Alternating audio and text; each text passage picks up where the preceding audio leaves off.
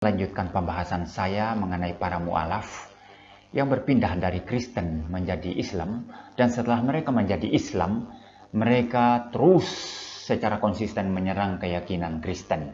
Dan yang saya mau bahas sekarang itu adalah Irena Handono. Nah, saudara-saudara,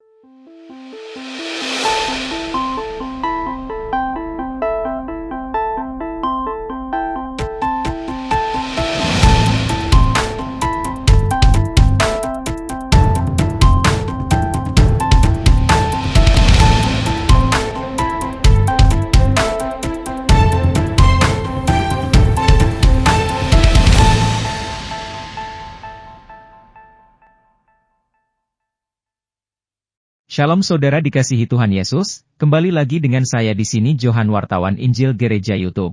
Teman-teman, pada kali ini saya mengajak kita semua untuk melihat kembali seorang mualaf yang ngaku-ngaku seorang mantan biarawati. Kok mirip ya dengan Ustadz Kaina Mayang. Ngaku-ngaku lulusan STT Jakarta ternyata bohong. Ternyata modusnya aja biar dikasih jadwal untuk berdakwah. Jadi harus jualan agama Kristen kalau gak bahas Alkitab Kristen, kalau gak, ya agak dapat jadwal dakwah. Hahaha. Oke, sebelumnya yuk kita simak video yang buat Ustadz Irena Handono gemetar kepanasan jengot sama gak bisa tidur. Ternyata karena video ini saudara. Seperti apa cuplikan videonya, yuk simak video berikut ini. Lanjutkan pembahasan saya mengenai para mu'alaf yang berpindah dari Kristen menjadi Islam, dan setelah mereka menjadi Islam, mereka terus secara konsisten menyerang keyakinan Kristen. Dan yang saya mau bahas sekarang itu adalah Irena Handono. Nah, saudara-saudara, menarik, pada tahun 2017 ketika ramai-ramainya kasus Pak Ahok, saudara, yang dituduhkan sebagai menista agama, Irena Handono itu adalah saksi pelapor, dan dia membuat beberapa klaim yang dicatat di dalam berita acara pemeriksaan atau BAP. Karena kuasa hukum daripada Pak Ahok itu merasa curiga dengan klaim-klaimnya, maka mereka menelusuri sendiri atau menyelidiki sendiri sampai ke Bandung, latar belakang sekolah daripada Irena Handono, saudara. Dan ada 3 fakta penting yang saya rangkum daripada hasil penyelidikan daripada kuasa hukum daripada Pak Ahok, saudara. Sebagaimana saya rangkum dari tribunnews.com. Ini berita tahun 2017 ya, hari Kamis tanggal 12 Januari 2017. Judul beritanya ini, saudara, diduga berbohong, latar belakang Irena Handono diselidiki hingga ke Bandung. Nah, 3 poin penting yang didapati oleh kuasa hukum daripada Pak Ahok itu adalah, yang pertama, di dalam BAP Irena mengaku itu diploma 3. Jadi dia pendidikannya diploma 3 dan lulus tahun 1975. Ternyata, saudara, pada tahun 1975 di Indonesia ini belum ada program diploma. Program diploma itu ada pada sekitar tahun 1980.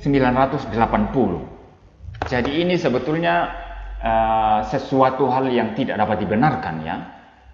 Ngaku lulus tahun 1975 sebagai diploma 3. Padahal tahun itu program diploma belum ada di Indonesia. Program diploma itu ada sekitar tahun 1980. Ini yang pertama. Fakta pertama yang mereka temukan. Fakta kedua yang mereka temukan, saudara, itu mereka menemui teman satu biara dengan Irena. Waktu Irena masih sekolah ya, sekolah persiapan untuk menjadi suster. Di sekolah ya, ada sekolah persiapan untuk menjadi suster kan. Persiapan calon imam, pastor, dan biarawati, begitu. Di situ teman-temannya berkata bahwa Irena ini hanya bertahan 6 bulan sekolahnya. Setelah itu keluar. Jadi cuma 6 bulan, saudara. Ya, sudah 6 bulan. Nanti kita lihat, saudara, syarat-syarat untuk menjadi seorang biarawati atau suster itu bagaimana, saudara. Apakah boleh orang yang sekolah cuma 6 bulan lalu klaim sebagai biarawati? Nanti kita lihat. Ya. Ini fakta kedua ya. Cuma 6 bulan. Jadi diploma 3 dari mana ya? Cuma 6 bulan. Lalu kemudian, saudara, yang ketiga, Irena itu mengaku masuk kuliah tahun 1972. Nah, mengapa mengaku demikian? ini untuk menyesuaikan klaimnya bahwa dia D3. Jadi kalau lulusnya tahun 1975, maka masuknya berarti tahun 1972, pas 3 tahun. Ya, seperti itu. Tetapi, ya ini menurut penyelidikan daripada kuasa hukum Pak Ahok, teman-teman daripada Irena Handono itu mengatakan bahwa Irena masuk sekolah, ya, persiapan calon suster itu pada tahun 1974, bukan 1972. Nah, ini termasuk tipu, saudara, ya. Hanya untuk cocokkan bahwa dia cocokkan dengan klaimnya bahwa dia adalah diploma 3, maka dia ngaku masuk tahun 1972. Padahal menurut teman-teman sekolahnya, dia masuk itu tahun 1974. Jadi kalau dia ngaku lulus tahun 75, itu sebetulnya dia dikeluarkan, ya. Nanti kita lihat, saudara, dikeluarkan. Dia hanya 6 bulan di sana, saudara. Bahkan 1 tahun saja tidak sampai, ya. Nah, berkenaan dengan klaim-klaimnya di luar sana bahwa dia adalah mantan biarawati, ya, mantan suster, saudara. Apakah menjadi seorang suster itu segampang, ya, klaim-klaim daripada Irena Handono yang menurut teman-temannya hanya sekolah 6 bulan, ya.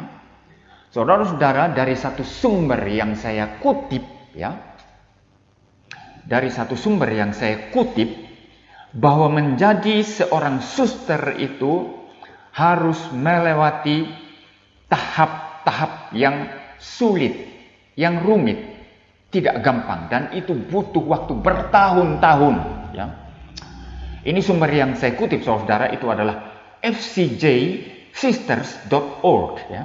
fcjsisters.org. FCJ ini, saudara, semacam menjadi ordo tersendiri kan di dalam gereja Katolik, saudara. Apakah seorang biarawan atau biarawati atau suster itu, saudara, mereka akan mengikuti pelatihan, persiapan sekolah dan lain sebagainya itu sesuai dengan tradisi daripada ordonya, ya.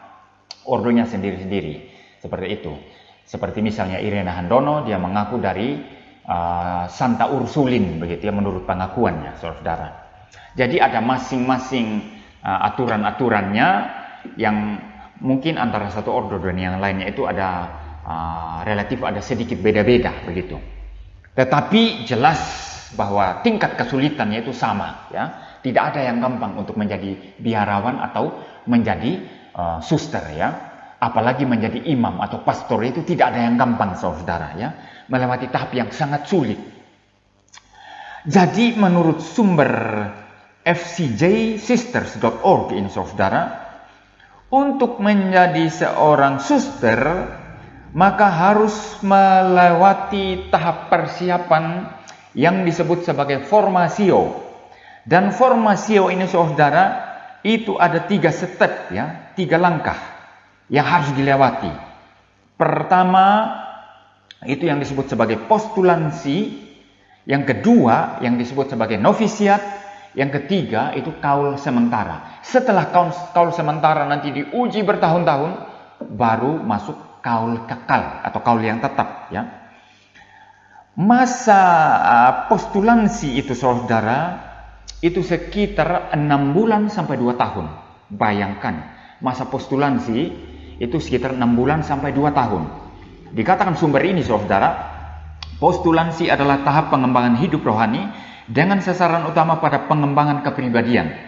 Postulansi merupakan masa penegasan apakah seorang calon sungguh-sungguh berkeinginan untuk masuk ke dalam tahap selanjutnya sebagai novis, ya. Jadi postulansi. Setelah itu masuk ke dalam tahap novisiat. Novisiat ini membutuhkan waktu 2 tahun sampai 2,5 tahun, ya. Ini menurut versinya FCJ, ya. Jadi sekitar 2 tahun sampai 2,5 tahun, ya, tahap novisiat. Dikatakan di sini pada tahap ini seorang calon dibantu untuk pertama mengolah dan memupuk relasi dengan Yesus melalui doa dan spiritualitas. Yang kedua, memperdalam pemahaman tentang kongregasi dengan mempelajari konstitusi dan sejarah FCJ. serta tinggal dalam komunitas FCJ. Yang ketiga, mengembangkan semangat misionaris melalui berbagai pengalaman kerasulan. Jadi digodok di sana, dibentuk ya, tidak gampang. Lalu kemudian juga saudara, setelah lewat ya tahap novisiat ini saudara, maka masuk ke dalam tahap kaul sementara. Kaul sementara ini saudara, itu berkisar antara 6 tahun sampai 9 tahun. Setelah lewat itu baru kaul kekal ya. Di dalam sumber lain yang saya baca saudara, pada tahap kaul sementara ini setiap tahun ya mereka ini akan melamar ya, dan harus diterima untuk memperpanjang pelayanan mereka sebagai suster begitu. Dalam konteks kaul sementara. Jadi harus melamar setiap tahun saudara. Dan kaul sementara ini berlangsung sekitar 6 sampai 9 tahun ya. Lama sekali saudara. Kalau tidak sabar ya keluar saudara ya. Susah ya. Lalu setelah lewat 6 sampai 9 tahun baru masuk kaul kekal ya. Kaul tetap ya. Sudah menjadi biarawati atau suster yang tetap ya, seperti itu saudara. Jadi membaca ya atau menyimak daripada syarat-syarat atau tahapan-tahapan ini, maka saya lihat ini tidak gampang untuk menjadi suster ya, tidak gampang untuk menjadi biarawati. Nah, bagaimana dengan klien Irena Handono yang pergi kemana-mana mengaku mantan biarawati, ya mantan biarawati, mantan suster, padahal cuma sekolah 6 bulan, ya. Bagaimana? Apakah dia mantan biarawati? Tidak. Lebih tepat disebut sebagai calon biarawati yang drop out. Ya, di drop out ya, dikeluarkan karena cuma sekolah dia hanya sekolah 6 bulan saudara, dan setelah itu dikeluarkan. Dan menurut satu sumber yang saya baca, dia dikeluarkan oleh karena mengidap berbagai penyakit, dan salah satu penyakitnya adalah asma. Ini sumber yang saya dapat dari bergelora.com ya, bergelora.com. Dia mempunyai berbagai penyakit, salah satunya asma. Maka orang kalau sakit tentu harus diistimewakan ya, misalnya makannya, pakaiannya, misalnya tempat tidurnya nggak boleh berdebu dan lain sebagainya, mungkin spraynya spray khusus seperti itu, tidak boleh yang berbulu dan lain sebagainya. Nah, perlakuan-perlakuan istimewa semacam ini tidak boleh ada di dalam biara, tidak boleh ya. Tidak boleh, apalagi ini sekolah baru persiapan untuk jadi suster, tidak boleh. Maka karena pertimbangan sakitnya ini, Irena Handono kemudian di drop out, dikeluarkan. Jadi orang yang sekolahnya cuma 6 bulan kemudian di drop out, kemudian pergi ke sana kemari, ngaku-ngaku itu sebagai biarawati. Nah, inilah yang disebut sebagai tipu-tipu.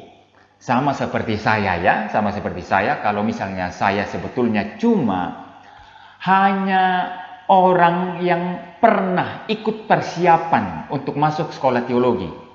Perhatikan, hanya ikut persiapan untuk masuk sekolah teologi, tetapi tidak melanjut untuk masuk sekolah teologi, lalu kemudian pergi keluar, lalu klaim, saya pendeta, ngawur sekali. Untuk menjadi pendeta tidak gampang ya. Anda harus tahap persiapan. Pelayanan dulu di gereja. Setelah itu dapat rekomendasi dari gereja, masuk sekolah teologi. Di dalam sekolah teologi, Anda harus kuliah sekitar 5 tahun. 4 tahun itu teori, 1 tahun praktek lapangan, full. Jadi 5 tahun. Saya 5 tahun kuliah, baru dapat sarjana teologi. Ya. Setelah itu tidak langsung jadi pendeta. Siapa bilang langsung jadi pendeta? Paling-paling dipanggil sebagai penginjil ya, tapi istilah ini sebetulnya salah kaprah, saya tidak mau bahas di sini ya. Dipanggil penginjil atau guru injil ya, atau dipanggil hamba Tuhan lah begitu. Tidak pendeta. Setelah pelayanan bertahun-tahun, ada jemaat yang mau minta untuk menggembalakan ya jemaat tersebut, maka dia baru diuji dulu. Setelah lulus, baru ditabiskan menjadi pendeta. Tidak gampang. Jadi kalau cuma hanya sekolah persiapan, bukan sekolah ya, hanya ikut persiapan pendeta, bahkan tidak masuk sekolah teologi, lalu setelah itu klaim, saya pendeta. Inilah kepalsuan. Dan ini yang terjadi pada Irena Handono ini saudara. Semacam itu ya. Itulah teman-teman video pendeta MYM yang membongkar habis kebohongan Ustazah Irene Handono pada tahun 2017 ketika ramai kasus Ahok yang dituduh sebagai penista agama. Irene Handono ini adalah salah satu saksi pelapor, ya, dan ia membuat klaim-klaim yang dicatat dalam berita acara pemeriksaan. Nah, karena kuasa hukum dari pihak Ahok merasa curiga dengan klaim-klaim Irene Handono ini, maka mereka menelusuri atau menyelidiki sendiri sampai ke Bandung latar belakang pendidikan Irene Handono ini. Sama dengan Ustadz Kainama. memang ketahuan. Nah, teman-teman, di dalam hasil penyelidikan kuasa hukum Pak Ahok, ada 3 fakta yang mereka temukan. Ada sebuah kejanggalan terkait dengan pendidikan Ustazah Irene Handono. Yang pertama, di dalam berita acara pemeriksaan, Irene Handono mengaku bahwa pendidikannya diplomatik dan ia lulus pada tahun 1975. Tetapi ternyata, saudara, ketika diselidiki, ditelusuri oleh kuasa hukum Pak Ahok, ternyata pada tahun 1975 tidak ada atau belum ada program diploma. Program diploma ada pada tahun sekitar 1980. Wah, ini benar-benar kontradiksi pernyataan dan kenyataan, saudara. Ya, katanya lulus diplomatika tahun 1975. Namun pada faktanya, pada tahun itu belum ada program diploma. Nah, di sini kita sudah melihat indikasi usaha tipu-tipu. Tetapi di kalangan saudara-saudara kita, laku sekali orang-orang semacam ini, seperti Kainama, laku sekali, ya, disanjung-sanjung oleh para ustadz-ustadz yang tidak paham, lalu mereka menganggap ini adalah salah satu orang yang sangat luar biasa, ya. Bahkan Ustadz Kainama dikasih gelar kristolog. Wih, ngeri sekali. Sejak kapan ada jurusan kristolog? Tidak ada. Kristologi ini adalah sebuah atau bidang ilmu tentang kristologi, yaitu tentang keilahian Kristus. Lalu para orang-orang yang tidak paham kristolog, lalu mereka memberikan penghargaan kepada Ustadz Kainama, seorang kristolog. Ya, sekolah aja tidak jelas, apalagi dia dikatakan sebagai kristolog. Itu yang pertama, teman-teman. Ya, yang kedua, pengakuan teman-teman satu angkatan dengan Irene Handono mengakui bahwa Irene Handono bertahan hanya 6 bulan setelah itu keluar, saudara. Nah, pertanyaan saya, apakah ada diplomatik hanya 6 bulan di dalam pembentukan sudah menjadi biarawati? Ini satu kontradiksi yang tidak sesuai dengan fakta di lapangan. Ini sebuah tipu-tipu supaya diundang, dan di sanalah ada ya, tafsirkan sendiri. Ya. Yang ketiga, Irene Handono mengaku kuliah pada tahun 1972. Mengapa ia mengaku demikian? Untuk menyesuaikan klaimnya bahwa dia adalah seorang lulusan D3. Jadi kalau ia lulus 1975, maka masuknya tahun 1972. Ya, 3 tahun. Berarti benar klaimnya. Ya. Tetapi menurut penyelidikan kuasa hukum Pak Ahok, ya, berdasarkan yang dipaparkan oleh pendeta MYM ini tadi, bahwa teman-teman satu angkatan dengan Irene Handono, ya, masuk sekolah persiapan suster, ini masuk sekolah persiapan, ya, masuk sekolah persiapan suster, belum menjadi suster. Ini namanya persiapan, ada pembentukan, ada tahap-tahap ya yang harus dilalui oleh seorang biarawati atau suster ya. Tetapi ini hanya 6 bulan. Bagaimana mungkin Irene Handono ini bisa menjadi seorang biarawati? Ini aneh, teman-teman. Ya, Irene Handono masuk sekolah persiapan suster tahun 1974, bukan 1972. Ini pengakuan satu angkatan dengan dia. Ya.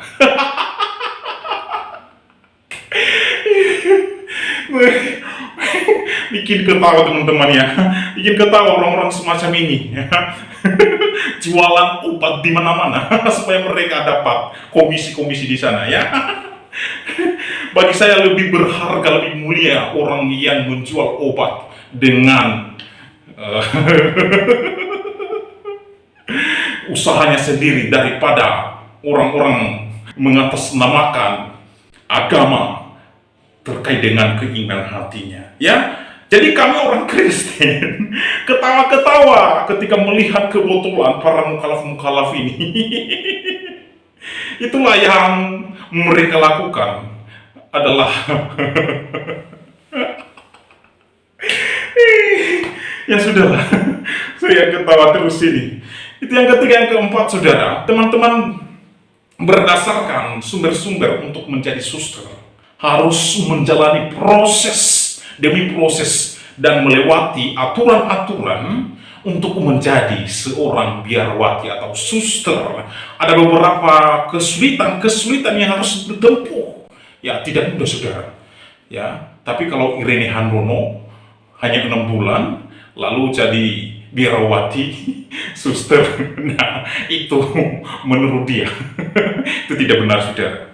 Jadi mustahil seorang yang menjadi suster hanya 6 bulan. Tidak pernah ada, ya, tidak pernah ada yang hanya 6 bulan.